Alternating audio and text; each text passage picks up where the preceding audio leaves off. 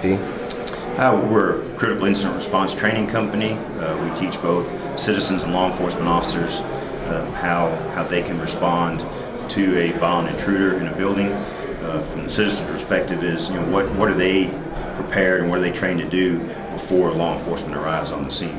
All right, and what is sort of the core philosophy? I mean, it sounded sort of like an empowered response. Yeah, well, that's exactly right. The philosophy is let's not restrict people in what they can do. Let's not tell people what they can and can't do. Let's tell them what is all of their range of options, and then ultimately empower them to make the decision, what do I need to do right now to increase my chance of survival. Having a canned plan in place, everyone's going to do step 1, 2, 3, 4, that's just unrealistic. And how does this sort of apply in a school setting specifically?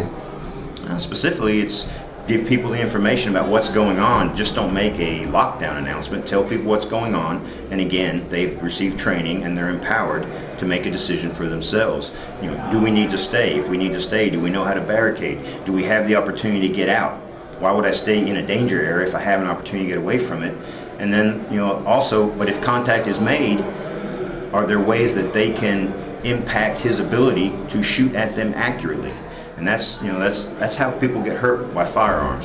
It's not just by people shooting at you, it's by them shooting at you accurately. And what can you do to minimize his ability to do so? What do you hope that law enforcement and school officials will take away from the training today? Well, I hope in the local communities there's a collaboration between school administrators and police administrators. Talk about the changes you've seen, since you started doing this type of work. Yeah, years ago there was a lot of resistance. People really didn't want to hear telling folks, I guess I use the word taking that leash off of them. They wanted that control. Administrators want to be able to control their populations. Yeah. And when you have a shooter come in a building, he's in control. You've lost control now.